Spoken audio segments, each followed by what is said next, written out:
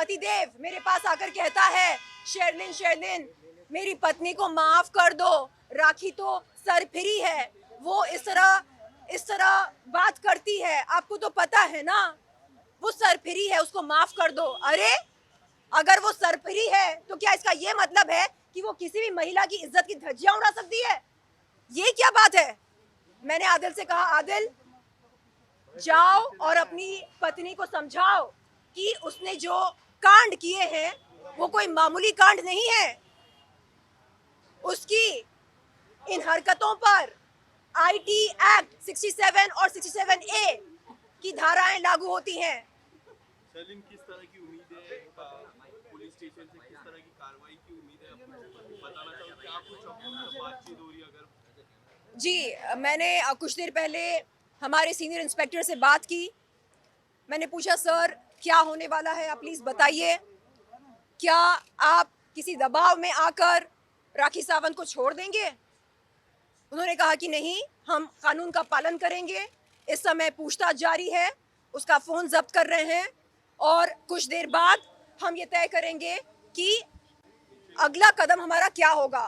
मैंने कहा, सर जीत कानून की होनी चाहिए, जीत संविधान की होनी चाहिए, किसी व्यक्तिगत इंसान की जीत नहीं होनी चाहिए, यहाँ पर कानून की जीत होनी चाहिए। हमारा संविधान किसी को ये इजाजत नहीं देता है कि वो सरेआम किसी महिला की इज्जत की धज्जियां उड़ाए, बिल्कुल नहीं। मैं बार बार कहती हूँ, अगर आरोपियों के बहनों को, भाइयों को, परिवार वालों को पीड़ित महिला के आरोपों से दिक्कत है तो वो पुलिस में जाए, मीडिया को बुलाकर पीड़ित महिला के कथित न्यूड वीडियोस और फोटोज दिखाकर उसकी इज्जत की नीलामी करने का हक नहीं देता है संविधान किसी को भी। धन्यवाद। सबसे पहले क्या कहेंगे? हाँ, पानी पी। यहाँ लेकर आए अंबोली पुलिस थाने पर। इस समय उससे बातचीत चल रही है, पूछताछ चल रही है। उसका फोन जब्त कर लिया गया क्योंकि उसने अपने फोन से मीडिया को बुलाकर मेरे कथित वस्त्रहीन वीडियोस और फोटोज दिखाए और कहा कि उसके पास और भी कई सारे कथित वस्त्रहीन फोटोज और वीडियोस हैं जो वो आने वाले समय में दिखाएगी। इतना ही नहीं, राखी सावंत ने मीडिया के सामने ये भी कहा कि शेरलिन चोपड़ा को अलीबाग पुलिस ने वैश्या व्यवसाय करते हुए रंगे हाथ पकड़ा। अंबोली पुलिस ने अलीबाग पुलिस से संपर्क बनाकर ये मालूम किया कि अलीबाग पुलिस ने आज तक शेरलिन चोपड़ा के खिलाफ कोई भी एफआईआर दर्ज नहीं की। इससे पता चलता है कि ये लड़की किस हद तक गिर सकती है किसी पीड़ित महिला की इज्जत को उछालने के लिए। जब जब मैंने यौन शोषण के खिलाफ, यौन शोषण करने वालों के खिलाफ आवाज उठाई, राखी सावंत ने मेरा विरोध किया। यौन शोषण करने वालों का विरोध करती है वो। क्यों? क्योंकि हमारे आरोपी, पीड़ित महिलाओं के आरोपी कोई और नहीं बल्कि उसके कथित भाई हैं, साजिद खान, राज कुंद्रा।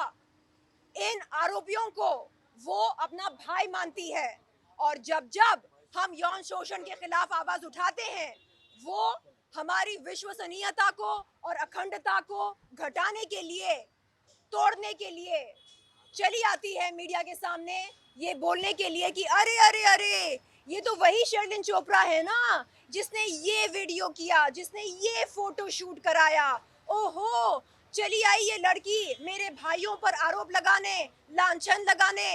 अरे, एक पीड़ित महिला के आरोपों की सत्यता की जांच करने का अधिकार किसे है? आम जनता को है, मीडिया को है या पुलिस प्रशासन को है? अगर मेरे आरोपों के बहनों को दिक्कत हो रही है, मेरे आरोपियों के बहनों को दिक्कत हो रही है तो वो जाएं पुलिस के पास और पता लगाएं कि मेरे आरोपों में कितनी सच्चाई है। हाँ, साजिद खान ने मेरा यौन शोषण किया था 2005 में। हाँ, राज कुंद्रा ने 2019 में मेरा यौन शोषण किया था। मैं एक बार नहीं 1000 बार बोलूंगी इस बात को। पुलिस प्रशासन का काम है पीड़ित महिलाओं के आरोपों की जांच करना, आरोपियों के बहनों का काम नहीं है। और मेरी विश्वसनीयता और अखंडता को तोड़ने के लिए राखी सावंत ने क्या कुछ नहीं किया। उसने मुझे वेश्या घोषित कर दिया।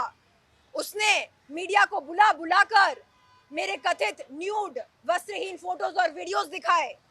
इतना ही नहीं, उसने ये तक बोला मीडिया को कि शर्लिन चोपड़ा इन न्यूड वीडियोस और फोटोज का सहारा लेकर अमीर लोगों को ब्लैकमेल करती है। अरे बहन, ये बेबुनियाद बातें बताने की जरूरत क्या थी?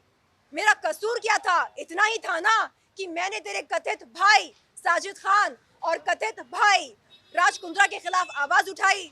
आज कुछ देर पहले आदिल, राखी सावंत का पतिदेव, मेरे पास आकर कहता है, शर्लिन शर्लिन मेरी पत्नी को माफ कर दो, राखी तो सरफिरी है, वो इस तरह बात करती है, आपको तो पता है ना, वो सरफिरी है, उसको माफ कर दो। अरे अगर वो सरफिरी है तो क्या इसका ये मतलब है कि वो किसी भी महिला की इज्जत की धज्जियां उड़ा सकती है?